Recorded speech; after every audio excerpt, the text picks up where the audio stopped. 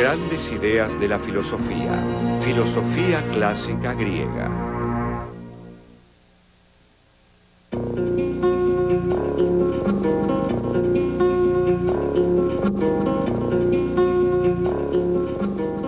No cabe duda de que la cuna de la cultura occidental ha de hallarse aquí, entre las onduladas colinas y los campos de olivos que se extienden al noreste del Mediterráneo.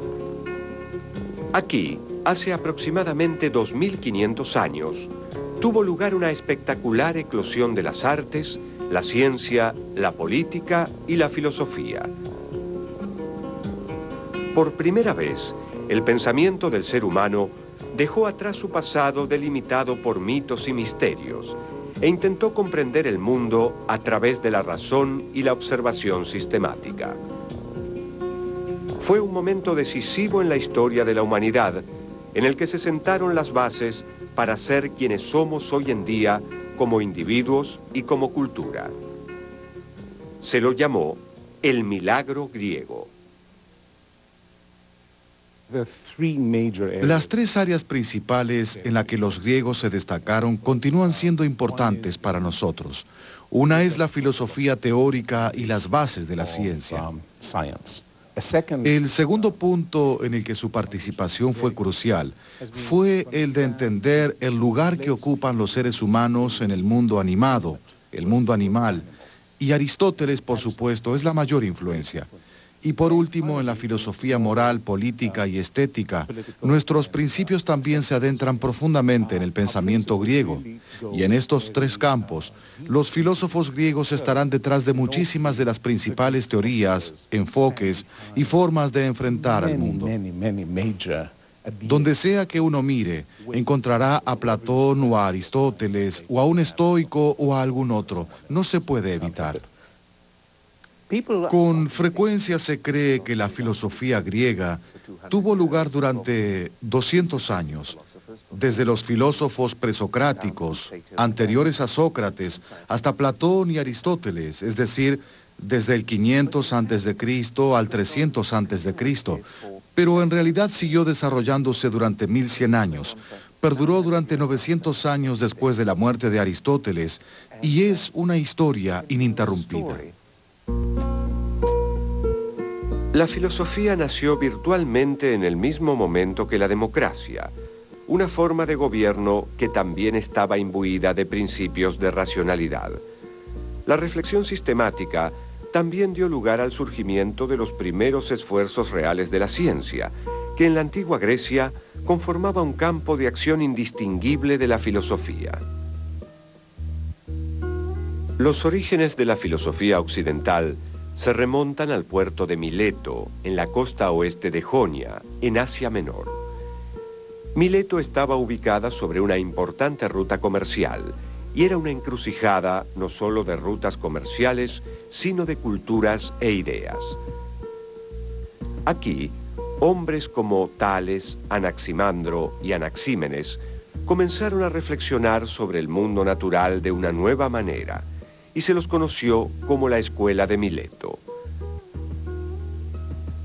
Habían heredado una visión del mundo en que la naturaleza y el destino de cada hombre estaban regidos por los dioses, pero concibieron estas fuerzas de una manera muy diferente, como elementos impersonales que guiaban la estructura de las cosas y el proceso del cambio. Aquí es cuando nace el pensamiento filosófico. Los primeros filósofos, las personas que pensaron especialmente en la costa de Asia Menor, lo que ahora es Turquía y que en ese momento se conocía como Jonia, estaban muy interesados en explicar la génesis del mundo, el surgimiento del mundo, e intentaron aplicar por un lado lo que hoy en día conocemos como investigación racional, y por el otro había vestigios de pensamientos mitológicos. En otras palabras, pensaban que las cosas se desarrollaban de un modo similar al de las especies biológicas, fantásticas, que era la idea mitológica tradicional. Personificaban a los dioses, pensaban que el cielo era un dios y la tierra una diosa, los creaban, tenían hijos y esos hijos representaban elementos naturales y demás. Los primeros filósofos presocráticos sugirieron que de hecho estos ya no eran personas, sino elementos naturales que en realidad surgían uno tras otro. El objetivo de los primeros filósofos era encontrar la sustancia primera o el principio teórico que pudiera explicar toda la realidad. Las preguntas que guiaban su investigación eran: ¿de dónde provienen todas las cosas? ¿Y cómo se originan todas las cosas? Tales, que según Diógenes Laercio, nació en el 640 a.C. y murió alrededor del 546 a.C., es conocido como el primer filósofo. Él afirmaba que el agua era el elemento primordial a partir del cual todo se genera y al que todo retorna. Ahora sabemos que Tales había dicho algo sobre la conexión entre el agua y la tierra, lo cual tenía sentido para un área seca. Sabemos que fue capaz de predecir un eclipse solar, con lo cual debe haber tenido algún conocimiento de matemática y astronomía. Sabemos que midió la altura de la Gran Pirámide, o al menos eso es lo que las personas decían sobre él, lo cual fue una idea maravillosa. Lo que hizo fue ponerse de pie al lado de la Gran Pirámide, y cuando su sombra tenía el mismo largo que su altura, midió la sombra de la Gran Pirámide.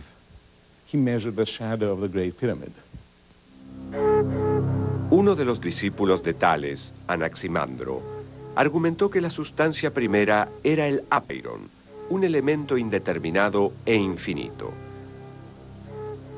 Al hacerlo, se convirtió en el primero en distinguir a las cosas específicas de un hipotético reino ilimitado de donde ellas mismas provienen. También fue el primero en formular teorías que respaldaran sus afirmaciones. Para Anaxímenes, un discípulo de Anaximandro y el último filósofo de la escuela de Mileto, la sustancia primera no era el agua, sino el aire.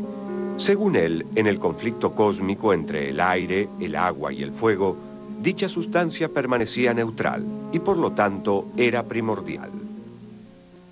Desde donde las cosas se generan, hacia allí también se produce su destrucción necesariamente. En efecto, pagan las culpas unas a otras y la reparación de la injusticia, según el ordenamiento del tiempo. Al norte de la ciudad de Mileto se encontraba Éfeso, la ciudad en donde estaba situado el templo de la diosa Artemisa. Allí vivía el filósofo Heráclito, quien guardó sus escritos en el templo, pero este fue luego destruido por un incendio. Los pocos fragmentos que pudieron recuperarse contienen reflexiones crípticas sobre la naturaleza del cambio. Todo se mueve y nada permanece. En el mismo río no podrías bañarte dos veces, pues siguen afluyendo aguas distintas. La gran intuición metafísica de Heráclito es la idea de que la esencia misma de la realidad es un proceso continuo y un eterno movimiento. Este concepto de cambio constante estaba representado por el fuego, el principio unificador del cambio en sí. Todas las cosas se intercambian por fuego y el fuego por todas las cosas, como las mercancías se intercambian por oro y el oro por las mercancías. Heráclito sostenía que el universo en su totalidad y el ser viviente en su singularidad contienen una multiplicidad de elementos que luchan entre sí. La realidad se distingue por contradicción y oposición. Cada cosa contiene en sí misma su opuesto, y una no existe sin el otro. Heráclito fue conocido en la antigüedad como el Oscuro, por sus sombrías y a veces paradójicas declaraciones. El Dios es día-noche, invierno-verano, guerra-paz, hartura-hambre, y en general todos los opuestos. Toma formas mudables, así como el fuego cuando se mezcla con esencias aromáticas, se denomina según el perfume de cada una de ellas.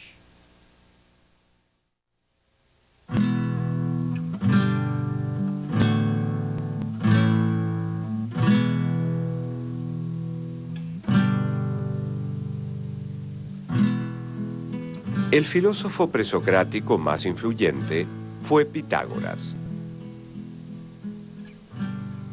Pitágoras había nacido en Samos, una isla de Jonia que se encuentra al oeste de Éfeso. Durante su juventud viajó mucho. Pasó un tiempo entre los sacerdotes egipcios y luego se dirigió al sur de Italia. Pitágoras dio una respuesta original a las preguntas fundamentales que se habían planteado los milesios. Una respuesta que contenía partes iguales de misticismo y matemática, y que atrajo a muchos seguidores.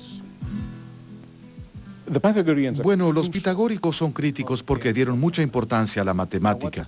Ahora bien, no nos queda muy claro qué hizo el propio Pitágoras. No sabemos si fue un verdadero matemático o un místico, o tal vez fue un poco de los dos. Tal vez los pitagóricos no desarrollaron los números por completo como muchas personas pensaban. El punto es que independientemente de cuán místico y religioso fuese su pensamiento, ellos por cierto afirmaban, el número es la esencia del mundo. Las cosas existen por imitación de los números. Todo el cielo y lo que hay bajo él es armonía y número. El entero ordenamiento cósmico reconoce 10 principios que se acomodan en columnas paralelas. Límite e infinitud, impar y par, unidad y multiplicidad, derecha e izquierda, macho y hembra, reposo y movimiento, recto y curvo, luz y tiniebla, bueno y malo, cuadrado y oblongo. Pitágoras enseñó que el principio que da forma y estructura a lo real es el número. Las bases del cosmos obedecen al rigor y la claridad de la matemática. La naturaleza está hecha a imagen de los números. Los pitagóricos representaban los números con guijarros, y tal representación los llevaba a plantearse inmediatamente la pregunta, ¿qué hay entre un número y otro? La respuesta es sin duda, nada. Para los pitagóricos, la realidad es discreta, no continua, como guijarros ordenados en el suelo de cierta manera. El espacio es un conjunto de puntos y espacios entre los puntos. De manera similar, el tiempo es un conjunto de momentos y lapsos entre ellos. Parménides se opone a la visión fundamental de lo discreto. Él dice que la nada, que para los pitagóricos existía entre los elementos, es impensable y como tal no puede existir. Todo lo que es, sencillamente es. Y como no podemos concebir el no ser, es imposible que algo pueda nacer del no ser. Es necesario decir y pensar lo que es, pues es posible ser, mientras a la nada no le es posible ser. Pues jamás se impondrá esto, que haya cosas que no sean. Parménides, nacido en Elea, una ciudad ubicada en el sur de Italia, fue la figura principal en lo que se conoció bajo el nombre de Escuela Eleática. Parménides sostenía que lo que percibimos como movimiento y cambio no es considerado absolutamente más que una ilusión, y que la realidad es una, permanente e indivisible. El ser es inengendrado e imperecedero, íntegro, único en su género, inestremecible y plenamente realizado. Nunca fue ni será, puesto que es ahora, todo a la vez, uno, continuo.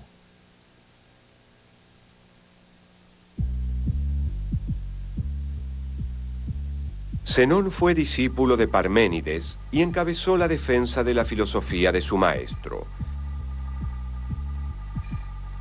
Para demostrar que la noción eleática del ser uno era tan defendible como la visión pitagórica del mundo, presentó una serie de paradojas que resaltaban el carácter contradictorio del movimiento.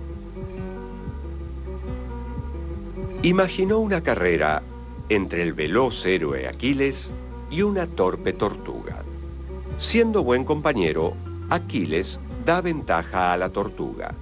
Pero, por más veloz que resulte el pie de Aquiles, jamás podrá alcanzar a la tortuga, porque cuando Aquiles haya llegado al punto donde el animal se hallaba, la tortuga habrá avanzado algo más, y así hasta el infinito.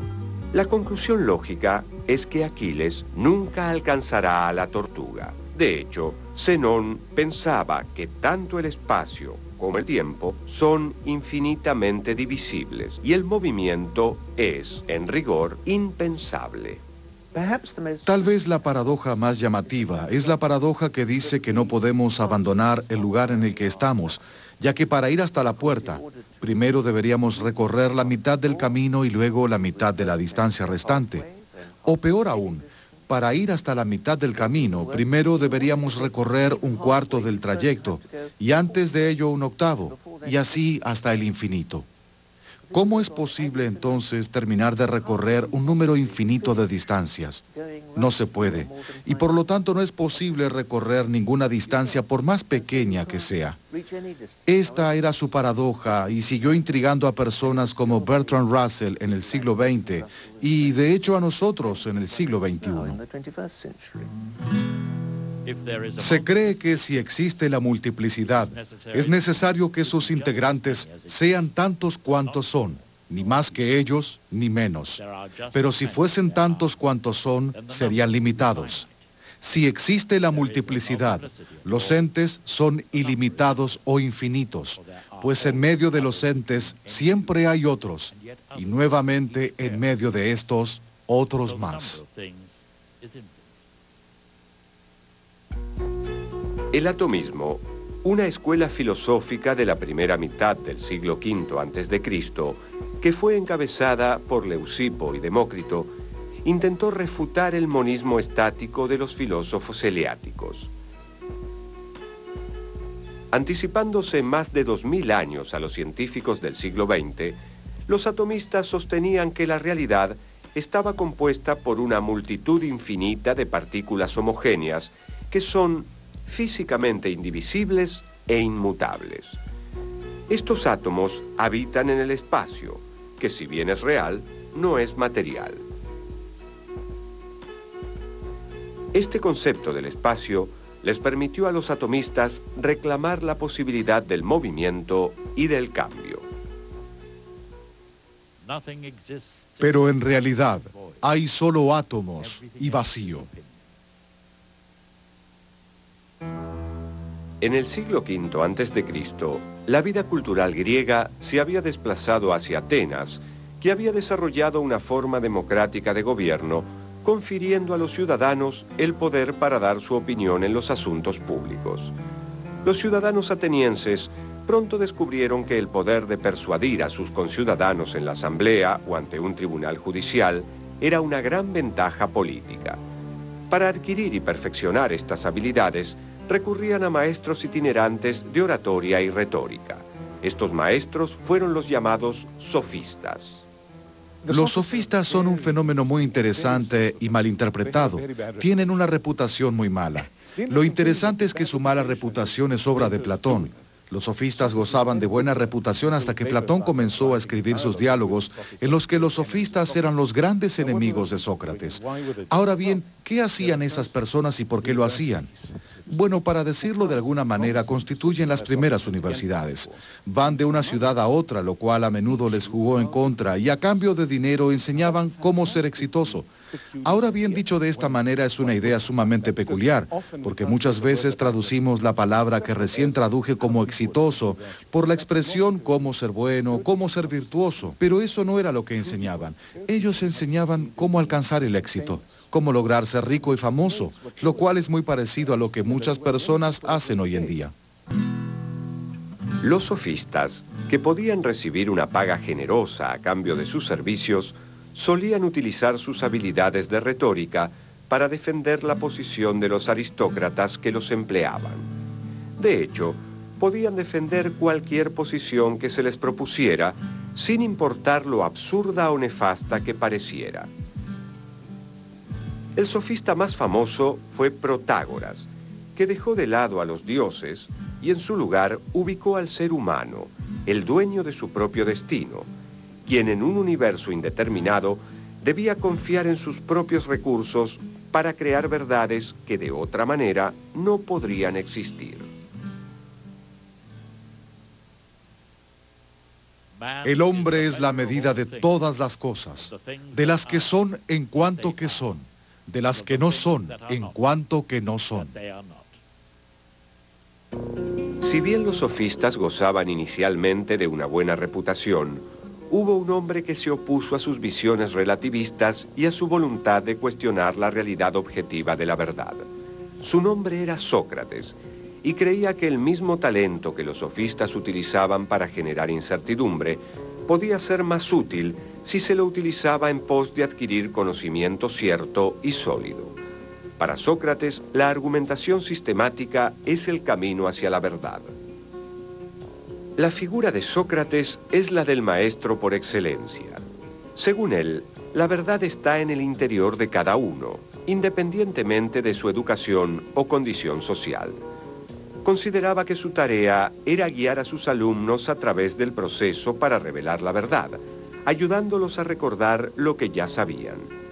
Sócrates describía su labor como la de un partero intelectual, alguien que da a luz el conocimiento haciendo preguntas aparentemente sencillas. Este proceso dialéctico es lo que se conoce como el método socrático.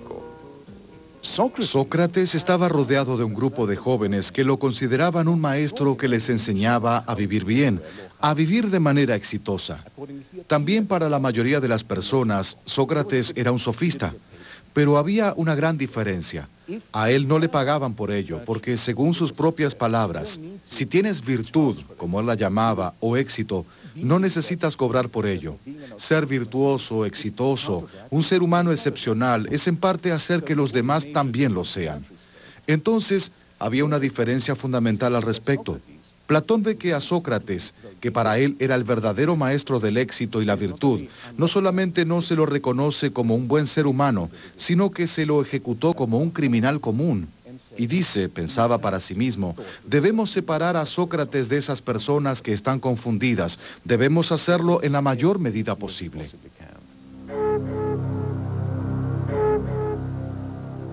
No tenemos ninguna obra escrita por el mismo Sócrates. Conocemos sus enseñanzas principalmente a través de los diálogos de su alumno Platón, en los que Sócrates es el protagonista.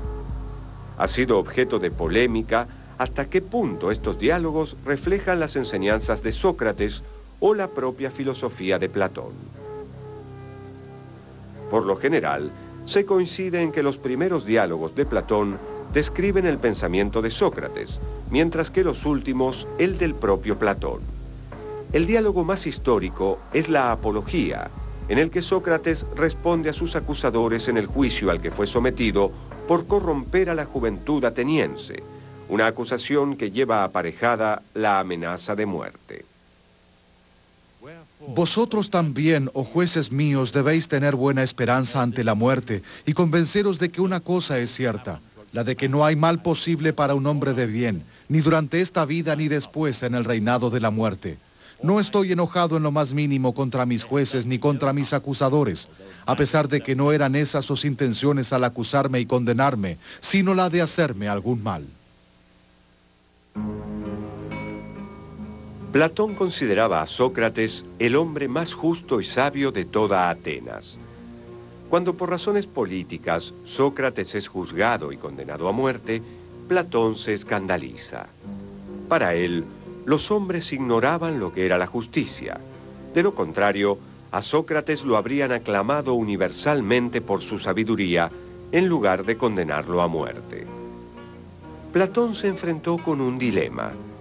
¿Cómo enseñar a los atenienses el verdadero significado de la justicia? Si la polis está moralmente enferma, ¿cómo curarla?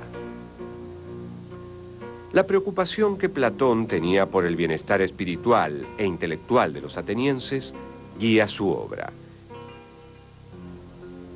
Y él la expresa en diálogos escritos con delicioso genio y elegancia. Su obra tuvo una gran influencia en el futuro del pensamiento occidental, tanto así que el filósofo inglés Alfred North Whitehead declaró que toda la filosofía occidental no es más que una serie de anotaciones a pie de página de la obra de Platón. En La República, tal vez el más conocido de sus diálogos, Platón reflexiona sobre la naturaleza del gobierno y concluye que un buen gobernante ha de ser aquel que sea capaz de brindar cosas buenas, cosas bellas y cosas justas.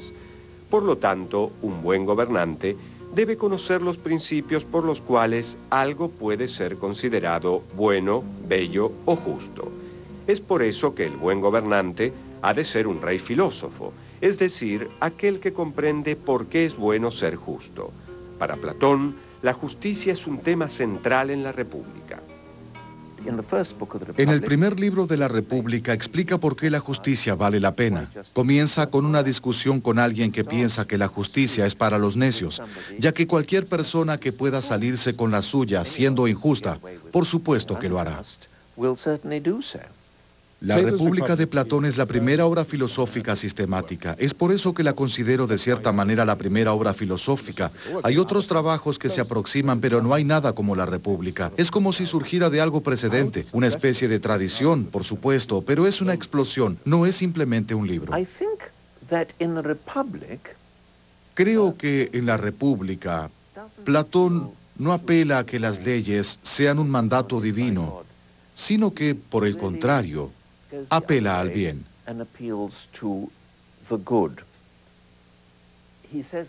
Él sostiene que todas las personas buscan el bien en todo lo que hacen, lo cual no quiere decir que busquen ser moralmente buenos, sino algo mucho más plausible, que en todo lo que hagan buscarán el bien para sí mismos.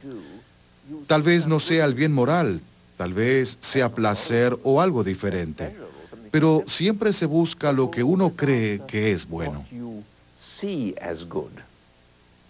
En la metafísica de Platón hay dos mundos, el de los objetos físicos que percibimos con nuestros sentidos y el mundo de las ideas que solo podemos percibir a través del intelecto. A pesar de la evidencia de los sentidos, el mundo de las ideas es la máxima realidad. Este concepto, conocido como la teoría de las ideas de Platón, es el pilar de su sistema filosófico. Platón observó que objetos tales como una mesa, los árboles o las personas cambian inevitable e inexorablemente a través del tiempo. Pero sostenía que la idea de mesa, árbol y persona persistía a todo objeto físico. Las ideas son atemporales, nítidas y más reales que los objetos físicos. Según Platón, por ejemplo, las cosas son bellas solo si participan de la idea de belleza. Las cosas bellas pueden deteriorarse o corromperse, pero no la idea de belleza que en ella se manifiesta. Nada existe, sino que todas las cosas devienen.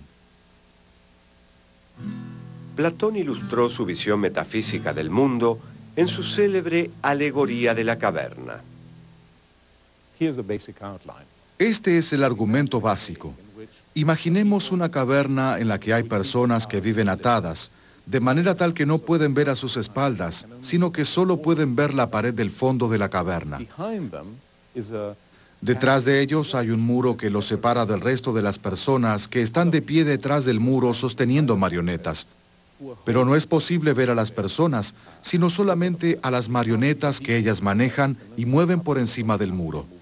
Detrás de estas personas hay un fuego encendido, de forma tal que la luz se proyecta hacia la pared del fondo de la caverna. Los prisioneros, las personas que están encadenadas, ven la sombra de las marionetas, pero como eso es lo único que conocen, piensan que es la realidad, que son auténticas, que esa es la esencia del mundo. De hecho, no solo las sombras que ven no son reales, sino que éstas pertenecen a marionetas que tampoco son reales. Las cosas reales están fuera de la caverna. Allí es donde se encuentran los objetos, los árboles y los verdaderos seres humanos y animales y minerales, y no están iluminados por un fuego artificial, sino por el sol. Las cosas que percibimos son lo que Platón llama el mundo sensible. No podemos tener un conocimiento preciso del mundo sensible, solo opiniones. Es por ello que mi noción de justicia puede ser diferente a la suya. Pero a través de la razón, puedo trascender nuestra existencia cotidiana y ascender a lo que Platón llama el mundo inteligible. La idea principal es la idea del bien, que ilumina al mundo inteligible como el sol ilumina a la tierra.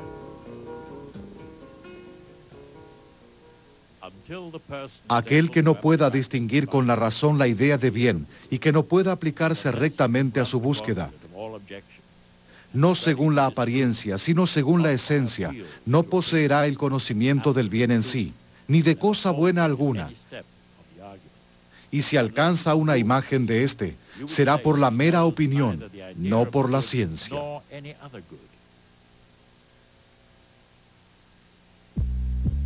El más grande de los discípulos de Platón, y a la vez su mayor crítico, fue Aristóteles. Nacido hacia el año 384 a.C. en la pequeña ciudad de Estagira, Aristóteles fue sin duda uno de los filósofos de mayor alcance e influencia de toda la historia. Su pensamiento era profundamente científico y escribió obras seminales en el campo de la política, la ética, la metafísica y la ciencia.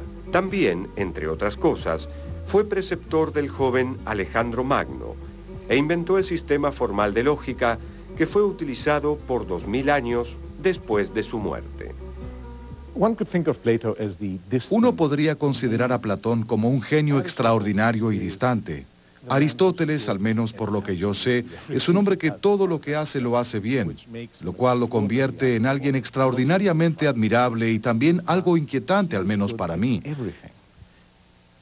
Era bueno en todo lo que hacía. Fundó la ciencia de la lógica, fundó la ciencia de la biología, escribió el primer tratado de crítica literaria, formuló la primera teoría política de una manera tal que muchas personas podrían considerarla la teoría política. Por supuesto que Platón también tiene una teoría política, pero Aristóteles escribe tratados más que diálogos. Inventó el estilo que se usa para el discurso filosófico desde entonces. Tiene una perspectiva asombrosa de todo el universo que fue extremadamente influyente por miles de años. Si bien en un principio Aristóteles defendió la doctrina de la forma, luego la criticó sosteniendo que las ideas de Platón eran meras abstracciones. Para Aristóteles, la realidad concreta son solamente los individuos, las cosas en particular. A esto llama Aristóteles sustancia. La realidad es el aquí y el ahora, y no una abstracción intelectual. Aristóteles observó atentamente el ciclo de vida del organismo viviente y vio que se caracterizaba por un movimiento y cambio perpetuo. El nacimiento constituye el paso del no ser al ser. El crecimiento es un movimiento que debe entenderse como el pasaje de un estado de ser a otro estado de ser, mientras que la muerte constituye el regreso del ser al no ser. Aristóteles planteó que en todas las cosas hay un sustrato que cambia y se mueve, y que constituye la base material de dicho elemento. El sustrato de una persona es la carne y hueso, y el de una estatua, el mármol. Aristóteles identificó dos condiciones para la existencia y la evolución de un individuo, la materia y la forma. La forma es el principio propulsor, organizativo y final del proceso de cambio. La forma de la estatua sería la idea del artista que viene a dar forma al sustrato. Forma y materia son los factores del devenir.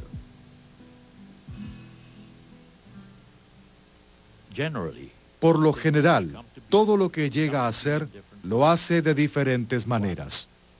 Por cambio de forma, como una estatua. Por adición, como las cosas que crecen. Por sustracción, como el Hermes que se obtiene de la piedra. Por composición, como una casa. Por alteración, como las cosas que cambian con respecto a su materia. Queda claro que todos estos casos corresponden a diferentes maneras en que un sustrato adquiere el ser. Aristóteles ve al cambio como una tensión entre el acto y la potencia. La potencia está vinculada a lo que no es, pero, devenir mediante, llegará a ser. Este llegar a ser es su actualización. Una bellota es en acto una semilla, pero en potencia un árbol. Según la concepción aristotélica, el acto tiene prioridad con respecto a la potencia, ya que no es posible que algo pase de la potencia al acto sin que antes exista en acto.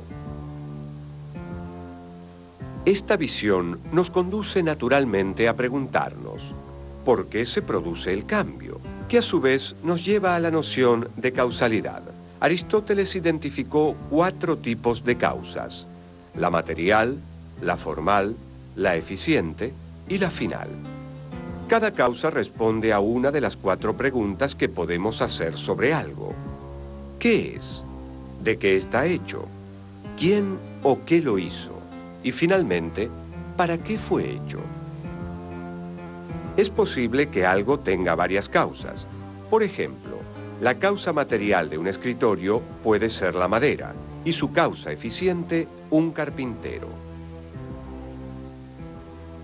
Para que la idea de potencia tuviera sentido, Aristóteles tuvo que suponer la existencia de un acto puro que existe en un nivel superior a la potencia. Aristóteles llamó a este acto puro primer motor inmóvil. Es inmóvil, pues el movimiento implica cambio, y por ende, imperfección. El primer motor inmóvil es pensamiento puro, cuya única actividad es pensarse a sí mismo. Esa actividad abre un modelo de vida a imitar, la vida contemplativa. El principio animado que diferencia a los seres vivos de los seres no vivos es lo que Aristóteles identificó como el alma. El cuerpo y el alma no son 2 partes de una misma criatura. El cuerpo es simplemente su materia y el alma su forma.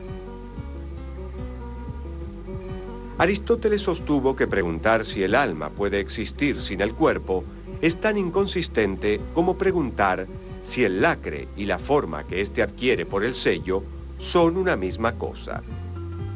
El alma es la causa final del cuerpo y puede ser de 3 tipos diferentes, según los 3 tipos de ser que puede adquirir un ser vivo. El alma vegetativa hace posible el acto de vivir. El alma sensitiva hace posible el acto de vivir y sentir. Y el alma racional hace posible el acto de vivir, sentir y pensar. Aristóteles identificó a la mente como parte del alma y dejó abierta la posibilidad de que ésta existiera independientemente del cuerpo. Aristóteles dedicó mucha atención a la estructura de todo razonamiento válido. El término griego para razonamiento o significado es logos, y la reflexión aristotélica sobre la estructura del razonamiento dio nacimiento a la lógica, una de las principales ramas de la filosofía. Para Aristóteles, el silogismo constituye un tipo de razonamiento especial que posee 3 partes: una premisa principal, una premisa secundaria y una conclusión. El típico ejemplo de un silogismo es: todos los hombres son mortales. Sócrates es un hombre, por lo tanto, Sócrates es mortal. La lógica aristotélica dominará este campo por un período de 2000 años. Aristóteles también analizó la paradoja de Zenón, y su refutación incluyó un concepto de infinitud que todavía se enseña en nuestros días. La idea de Aristóteles es que la infinitud existe, pero que dicha infinitud no es un número infinito de algo. No. Hablar de infinitud es hablar de una finitud que siempre puede expandirse. Según él, hay un número infinito de distancias entre este punto y la puerta, pero solo de un modo limitado. No importa cuán grande sea el número finito de distancias que usted haya marcado en su pensamiento, o incluso de manera física, siempre se podrá marcar un número finito mayor. Esta finitud puede expandirse por siempre, pero seguirá siendo algo finito. Y entonces, no debemos atravesar más que un número finito de distancias. Aristóteles creía que por lo general los seres humanos estaban dotados de la capacidad para comprender el mundo a su alrededor en mayor o menor medida. Algunos, por supuesto, lo hacían mejor que otros, pero mientras que Platón clasificaba a las personas según sus capacidades, Aristóteles consideraba que esto es solamente una cuestión de niveles, más que del tipo de persona que uno es. Su física, su astronomía, donde sea que uno mire, Aristóteles siempre tenía algo que aportar. Realmente Aristóteles es quien ha tenido mayor influencia en el desarrollo intelectual del mundo occidental. No tenemos evidencia sobre la mente o el poder del pensamiento. Parece ser un tipo de alma totalmente diferente, tan diferente como lo eterno lo es de lo perecedero. Parece ser por sí sola, capaz de existir, separada de todos los demás poderes psíquicos. Después de la muerte de Platón y el establecimiento de la escuela de Aristóteles en el Liceum, otras personas iniciaron sus propias escuelas en Grecia. Las principales escuelas de lo que denominamos la filosofía post-aristotélica o helenística, que continúan con las tradiciones de los primeros filósofos, pero van en otra dirección, son tres: los escépticos, los epicúreos y los estoicos. Todos son muy importantes en la antigüedad y por su influencia sobre el pensamiento y la vida moderna. Cada una de las escuelas filosóficas que surgieron después de Aristóteles llevaban el sello de su antecesor. Los escépticos dieron forma a su investigación sistemática basándose en la obra de Sócrates. Los epicúreos se remitieron a Demócrito para formular su concepción atómica de la materia, y los estoicos rememoraron la idea de Heráclito de que el principio de la transformación estaba representado por el fuego. Los estoicos también creían que las emociones eran simplemente los pensamientos y las actitudes que uno tiene hacia lo que nos sucede. Y analizaban emociones que incluyeran en particular pensamientos tales como que uno está pasando por una situación terrible o maravillosa, o que las cosas son buenas o malas. Y luego analizaban todos los demás pensamientos, incluidos en las diversas emociones. Y basándose en el supuesto de que las emociones son pensamientos, fomentaban la idea de que uno tenía la absoluta libertad de calmar las emociones no deseadas, al pensar con mayor detenimiento si la situación era realmente buena o tan mala como uno suponía. Entonces lo único que realmente importa es lo que está bajo nuestro control, y lo que está bajo nuestro control es nuestra propia voluntad, deseos, pensamiento y razonamiento. Y la idea es que uno busca la buena vida, es decir, aquella vida que se vive de acuerdo con la razón, en la que uno desea lograr todo aquello que literalmente puede lograr. El epicureísmo surgió aproximadamente en la misma época que el estoicismo, pero su fundador, Epicuro, tenía una visión muy diferente de la naturaleza humana y basó su filosofía en lo que podría denominarse el principio del placer. Según la visión estoica, es natural que los seres humanos sean amigables entre ellos. Según la visión de la escuela epicúrea, es natural que los seres humanos busquen su propio placer. y solo en algunas oportunidades se actúa por interés propio, estableciendo contratos con otras personas para maximizar el placer propio. Los epicúreos son hedonistas, pero lo son de una manera particular, ya que piensan que el placer es la ausencia de dolor, lo cual visto de esta manera no resulta tan hedonista. Nuevamente, lo que hay que controlar es lo que uno quiere, a fin de evitar la insatisfacción y la ausencia. Es la ausencia lo que hace que uno sea infeliz. Entonces, si uno controla y si uno limita sus deseos, en realidad se enfrentará con el dolor en mucha menor medida que las demás personas. El escepticismo, fundado por Pirro, representó un rechazo al dogma en todas sus formas. Como los argumentos opuestos parecen tener igual peso, los escépticos optaron por suspender cualquier tipo de juicio. Los escépticos buscaban la buena vida a través de un proceso en el que a toda explicación de la experiencia le corresponde una contraexperiencia. Esto conduce a una aceptación de la incertidumbre, lo cual produce tranquilidad mental. Como resultado, los escépticos tenían serias dudas sobre los esquemas filosóficos de Platón, Aristóteles, los estoicos y los epicúreos. Sospechaban de todos los sistemas porque traspasaban excesivamente los límites de lo que podía conocerse.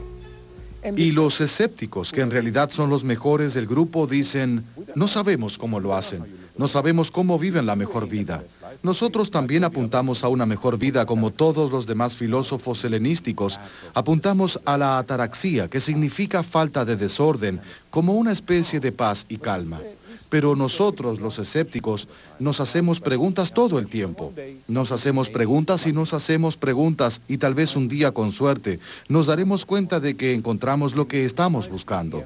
Y precisamente el esfuerzo por construir enormes sistemas metafísicos es lo que nos impide alcanzar la ataraxia tan deseada.